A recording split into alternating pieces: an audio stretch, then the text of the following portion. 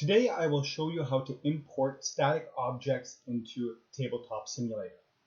This is ideal for things like buildings, landscapes, props, and even characters who are not going to be animated. First, we need to download a 3D model of our desired object. There are many sources on the internet, both paid and free, for sources of OBJ file format objects. When we download our OBJ file, it can come with just an OBJ file or one or more texture files. An OBJ file determines the shape of an object, while texture files determine what the object looks like in terms of materials, color, and so on. If the object uses one texture file, then it is readily available to be imported into Tabletop Simulator. If the object, however, uses multiple texture files, then you will need to use a third-party software, such as Blender, to combine the texture files into a single texture file, because this method of importing into Tabletop Simulator only supports one texture file.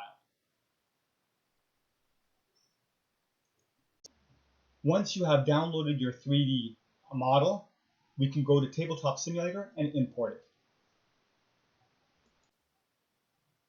Once inside Tabletop Simulator, we want to go to the Objects, Components, Custom,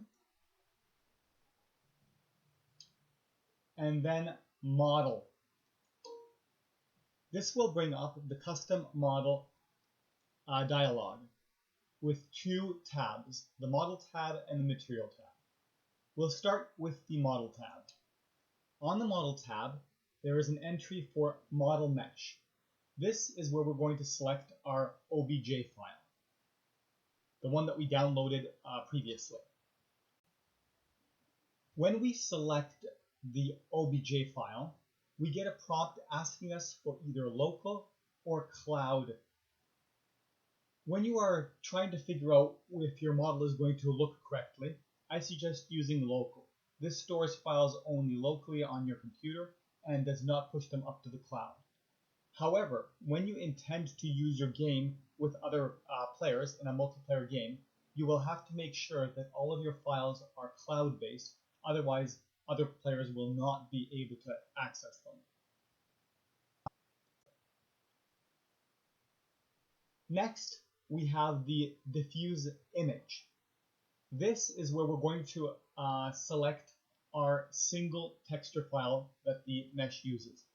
If you do not have a texture file for your mesh, you can leave this blank or create one with a standard image editing software and provide a single texture so that the whole object will be one texture. Next, we have the normal bump selection. Some meshes may provide a normal or bump file that you can enter here. If you do not have a normal or bump file, you can just ignore this setting. In most cases, you do not need it in order to import your object, but if you do have one, put it there. It may improve the look of the object. Next, we have the collider. The collider setting indicates the shape of the object for the purpose of collisions.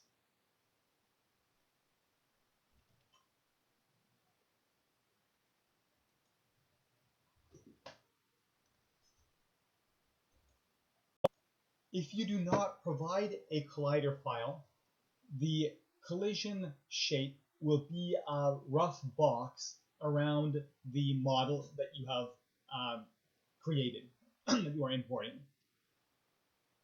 This is okay for most cases, but if you need more accurate collisions in Tabletop Simulator, you will need to provide a collider file. The extreme case is providing the OBJ file that we used for our mesh for the collider. This will make very accurate collisions because the collider and the mesh will match exactly, but it can take a toll on your computer because Tabletop Simulator has to do a lot of heavy calculations to calculate collisions. If you're looking for a middle ground, something slightly better than a box collider, but not as process intensive, you can take your mesh into a third-party software, simplify it so it has roughly the shape of your object, but not in such high detail, and you can provide that as the collider.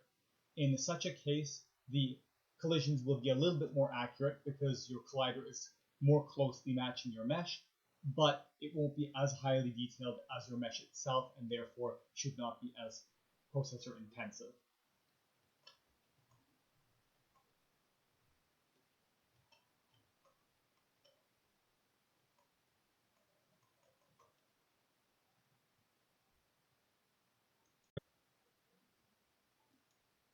Next, we have the type. For most cases, you can just go use a generic and it will turn out fine. But if you are making a character or a die type object or a coin type object or a board, chip, a bag, or an infinite number of these objects, it is better to select the appropriate type. This will make Tabletop Simulator act more like that type of object and probably give you better features or options regarding your model that you've imported. Before we import, let us go over to the Materials tab. On the Materials tab, there's a bunch of presets: plastic, wood, metal, and cardboard. Selecting any of those will select defaults on the rest of the settings, or you can modify the individual settings individually. I find that when you're importing objects, unless they're metallic, wood seems to work pretty good. It gives a fairly accurate colorization of the texture map that was provided with your model. If the object is metallic, then obviously metal is a better choice. You can play with these settings once you import your object, and if you don't like the looks of it, you can always go back in and edit the settings. Now, let us import the object.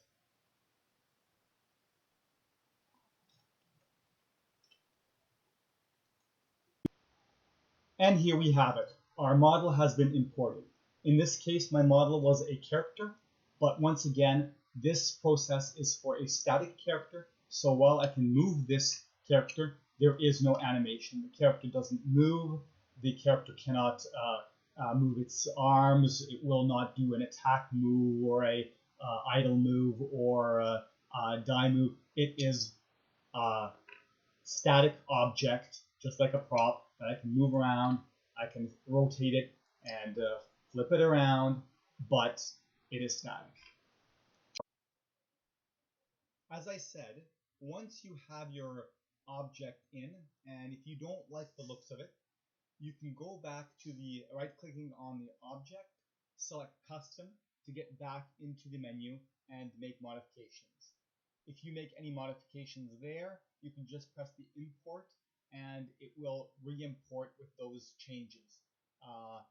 When you get that dialog, all of your previous settings will already be selected there for you, so all you need to do is just adjust the settings you want to change. For example, your wood or plastic or metal selection, and hit import, and the changes will be applied. Once you have gotten the model to the desired look and you are ready to save it, right click on the object, select Save Object, and this will save the object for future use so that you don't have to go through the re-importing process. And that's all there is to it.